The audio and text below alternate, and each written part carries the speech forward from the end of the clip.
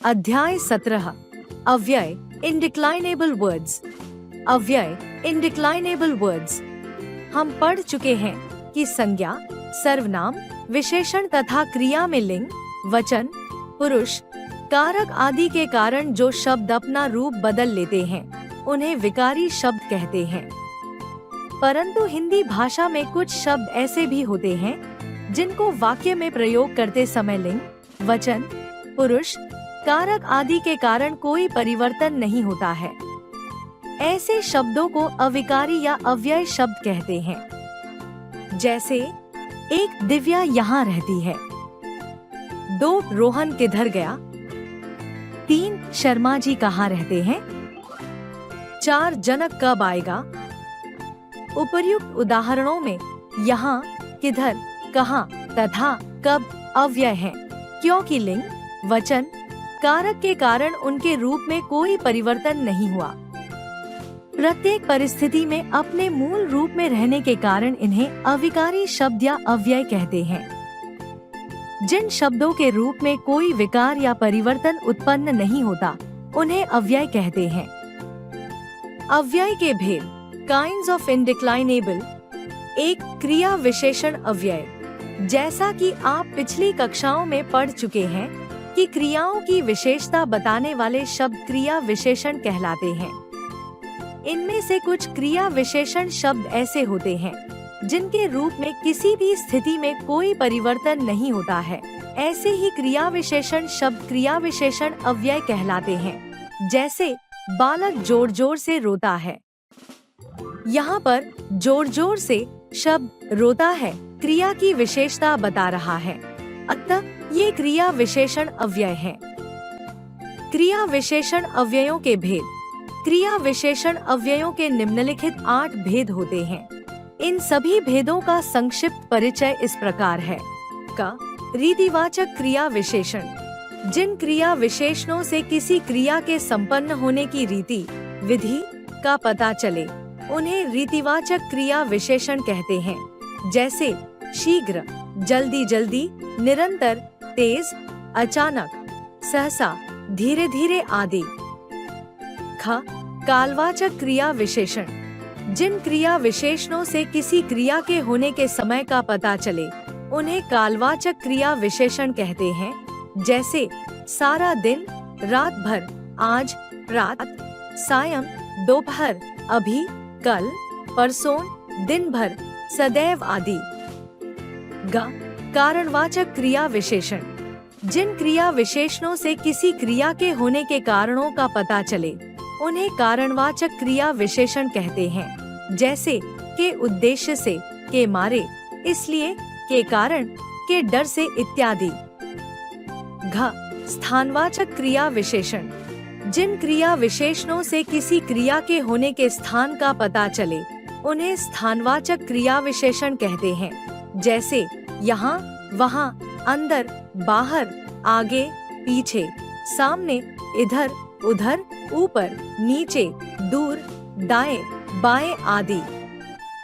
ड, निषेधवाचक क्रिया विशेषण।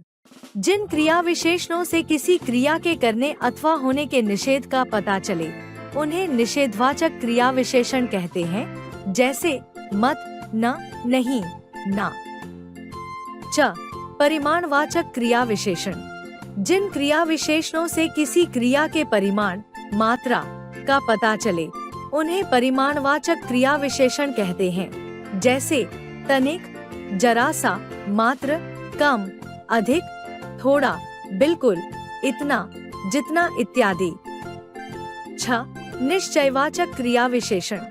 जिन क्रिया विशेषणों से किसी क्रिया के करने अथवा न करने की निश्चितता के संबंध में पता चले अर्थात उसके होने या करने के विषय में उत्पन्न शंकाओं और संदेहों का निवारण हो उन्हें निश्चयवाचक क्रिया विशेषण कहते हैं। जैसे निस्संदेह, निस्संकोच, निश्चय ही, अवश्य, जरूर इत्यादि। ज, अनिश्चयवाचक क्रिया विशेषण। जिन क्रिया विशेषणों से किसी क्रिया के करने अथवा होने के विषय में अनिश्चितता का पता चले उन्हें अनिश्चयवाचक क्रिया विशेषण कहते हैं। जैसे शायद, हो सकता है, संभवत, कदाचित इत्यादि। 2. संबंधवाचक अव्यय। वाक्य में जिन शब्दों द्वारा संज्ञा, सर्वनाम अथवा अन्य शब्दों के परस्पर संबंधों का पता चलता है उन्हें संबंध बोधक अव्यय कहते हैं। जैसे क, पुल के नीचे से सड़क गुजरती है। ख, गांव के बाहर आम के वृक्ष हैं। ग, रात्रि में घर के भीतर रहना ही ठीक होता है। उपर्युक्त उदाहरणों में प्रथम वाक्य में नीचे शब्द पुल और सड़क का, द्वितीय वाक्य में बाहर शब्द गांव और आम के वृक्षों का, तृतीय वाक्य में भीतर शब्द घर और रहने का परस्पर संबंध जोड़ते हैं। अतः ये संबंध बोधक अव्यय हैं। इसी प्रकार साथ, सहित, दाएं, बाएं, रहित, बाद, बिना, पहले, समेत, पर्यंत, निकट, ऊपर, नीचे, बाहर, भीतर, दूर, आगे, पीछे, विरुद्ध आदि शब्द संबंध बोधक अव्यय हैं। संबंध बोधक अव्ययों के साथ प्राय संबंध कारक के विभक्ति चिन्ह का, की, के, रा, री, रे आदि आते हैं। अनेक स्थानों पर इनका लोप भी दृष्टिगत होता है। 3. समुच्चय बोधक अथवा योजक अव्यय। वाक्य में जो शब्द दो पदों, वाक्यांशों अथवा दो वाक्यों को परस्पर जोड़ते हैं उन्हें समुच्चय बोधक अथवा योजक अव्यय कहते हैं। जैसे क, राम और कृष्ण दोनों को विष्णु का अवतार माना जाता है। ख, बादल तो खूब आए किंतु वर्षा नहीं हुई। ग, जॉन अथवा परमजीत में से किसी एक को जाना होगा। समुच्चय बोधक अव्ययों के निम्नलिखित 3 भेद होते हैं।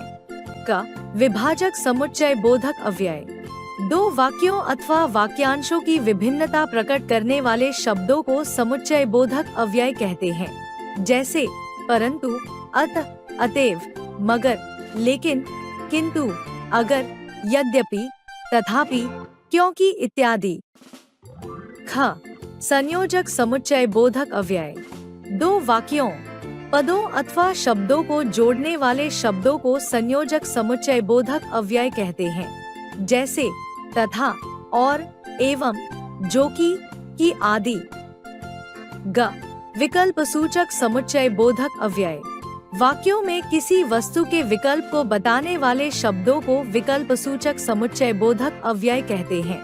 जैसे नहीं तो, या तो, वरना, अथवा इत्यादि। 4. विस्मयादि बोधक अव्यय। वाक्य में जिन शब्दों से संबोधन, आश्चर्य, घृणा, दुख, क्रोध, लज्जा, हर्ष, विषाद, भय, आशीर्वाद इत्यादि भावों का ज्ञान होता है उन्हें विस्मयादि बोधक अव्यय कहते हैं। जैसे शाबाश, तुम जीत गए।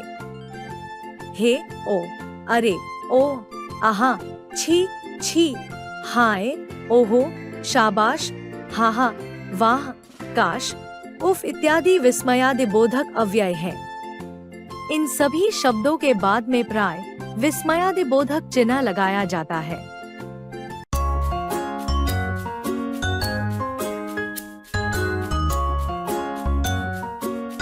Like, share and subscribe.